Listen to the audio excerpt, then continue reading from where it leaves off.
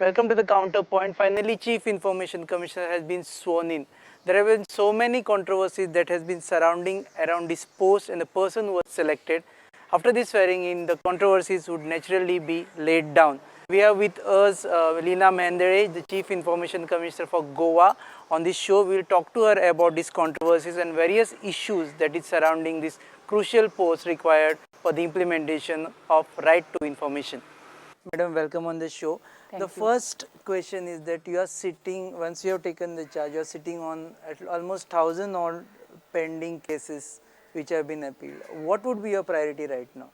Yeah, the priority will be to study these cases, to categorize them in my own way, because I believe that if you categorize in a particular manner, then the disposal is faster. So, and then try to dispose them as fast as it is possible. Some of the cases are as old as 1 year old, 1.5 year old.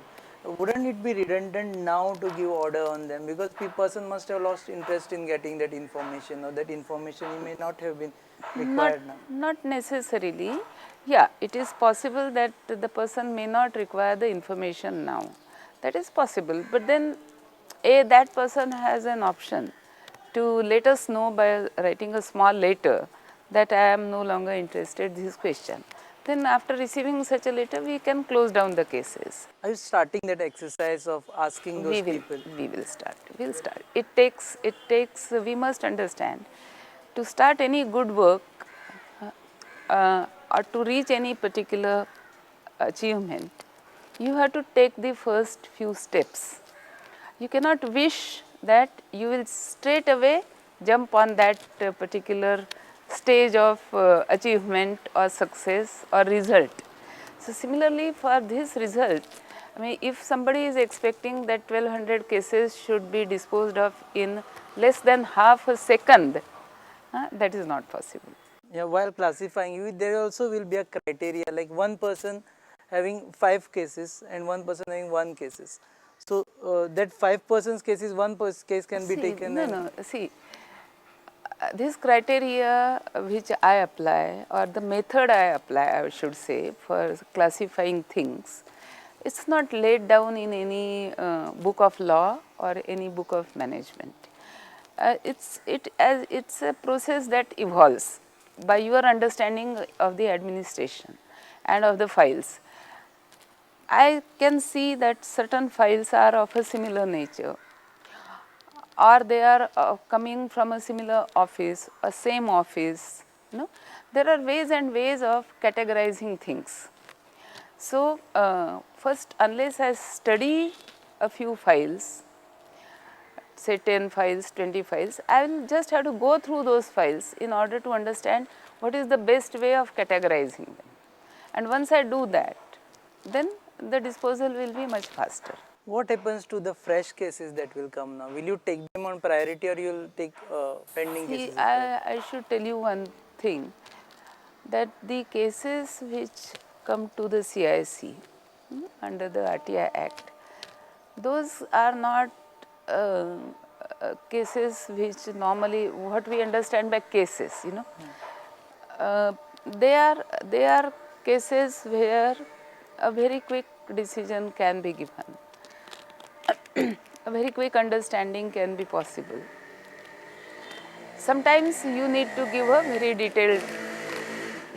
So fresh cases. Sometimes you need a very detailed judgment, but not in every case. So I am expecting that the rate of disposal will be faster as compared to the rate of the new coming cases. But whether I am right or wrong will only the time will have to tell. You have set up any target to dispose of this 1,200 odd cases? It's too early for me to say that I will be, again, I must repeat, let anyone not expect that they are going to be cleared today, in a minute, in a moment. No. It has to take its own time. I cannot set up also any target today. It's too early today to say that this is my target.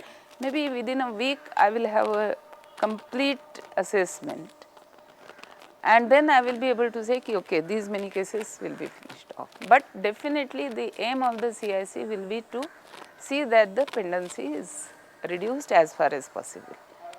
For a very simple reason, people who ask this information, you know, there are two kinds of people who ask for information. One, there is some personal thing which has been hindered because of not having information. Somebody's promotion may be, you know, waiting. You know, some other facilitation may be waiting. So they are seeking the information so that they can make up their mind whether they are going to be getting these facilities or they getting these promotions, etc. So they are naturally very anxious to get the information so that their problem gets redressed very quickly. Okay. Whereas the other category of cases is the cases where people feel that certain wrong is happening in government, okay? Certain things are happening without following the proper rules or without following the proper procedure, and then they want to expose that, and just to in order that the government then will be asked to do the things in a proper manner. So which one would So these are the basically these are the two type of category. Both which are would important. be your priority of this? Both are important. Both are important. Both are important. Okay, one question was raised that SIC has to be a multi-member body. With CIC, Yes. there has to be at least one state information commissioner. So, and you said that there is a court order which Supreme has Court clarified, order. Supreme Court. I remember having read something like that in the newspaper. Now when I am sitting for deciding the cases, I will have to first confirm what is exactly the High Court order, what exactly is the Supreme Court order, and I will have to study both and then finally decide whether I am competent to handle these cases or hear these cases alone.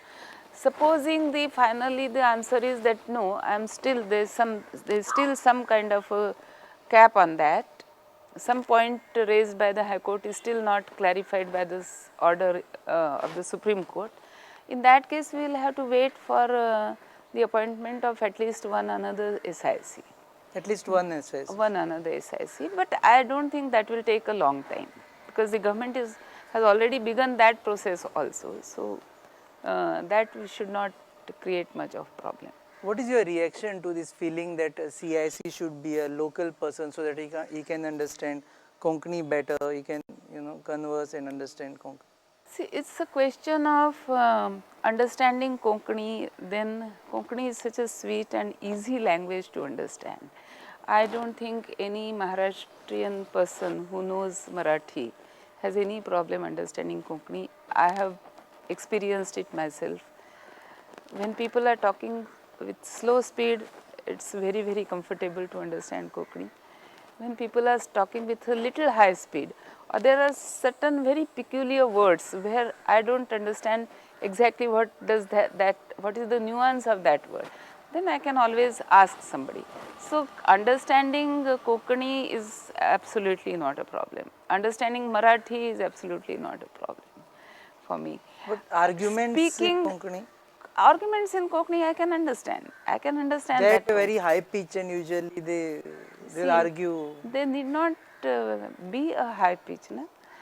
When you are arguing, you are depending on the rationality of your argument and not the vocal cord of your throat, isn't it? So your argument and the correctness or otherwise of the argument depends on what is the point you are trying to make, not how loudly you are shouting or how speedily you are saying. So I can always request the person that kindly say it little slowly so that I can understand. You will encourage use I will like to encourage the use of Konkani and Marathi both. We also read in one of the newspaper that you will also try to give certain orders in Konkani and Marathi. I will try to. I will try to. It will be my endeavor to see that at least I must make a beginning. That is what I feel. And I am used to writing my judgments in Marathi. So writing the judgments in Konkani and Marathi should not be a problem. So, how would you decide which judgment should be in Konkani or Marathi? Depends on the applicant. No, not necessarily. Sometimes yes, sometimes see, suppose there is a particular judgment which requires some very elaborate law point to be discussed. Perhaps it may not be a very good idea to write it in Konkani or Marathi. Then maybe it is better to write it in English. So it will have to depend on case to case basis. There cannot be see, the problem sometimes which happens is that people want that everything, every comma, full stop has to be rule bound. Okay, we must understand that law and rules, they have a certain place in life, but they are not the ultimate. The ultimate is a combination of so many things. So sometimes people feel that this is the ultimate. That's not the case. Everything cannot be 100% bound in a rule or in a chain. So if you ask me, no, today itself you must formulate an act as to which cases, what criterion, how you will decide, and we should be able to challenge your decision. That's not the purpose of my statement. The purpose of my statement is that within Goa, where people are much more comfortable with Konkani and Marathi, that's their mother tongues, and it's a good educational tool. If I am delivering judgments in Marathi and Konkani, then to that extent, I think I am also doing some service to those languages. But if those judgments have to be challenged in higher courts, then it would be a problem because Konkani. No, there is a law in our country which says that any paper that has to be submitted to High Court or Supreme Court, if that original paper is available in a regional language, whether it is Konkani or Marathi, then the authenticated translation of that has to be also submitted along with that in the High Court. And in so many other cases, that procedure is being followed. When so many cases go before the High Court, there are lots and lots of government orders, documents, even in civil matters. So many documents are there in the regional language, and along with that there is an authentic translation available. Madam, you have been working in Maharashtra all this time, and you must have been studying about Goa. High literacy rate in Goa. Yes. Is it good for RTI, or it is bad in the sense that there will be too many people applying and too many applications and too many challenging orders, and you will have to sit with so many orders? Knowledge in any form is always good. That is my firm belief. So high literacy is a very welcome thing. You feel that high literacy also makes the people more litigant? Is that the tenor of your question? Yeah. No. See, what happens is high literacy is always an asset, I consider. This happening of the RTI Act itself is a new thing comparatively, because the Act is not a very old Act. It's a very recent Act. I still call it a very new Act, and therefore the enthusiasm of the people is very high. I consider it also as a very important Act. This is one Act which goes directly to touch the heart of the people. It's a good thing. I consider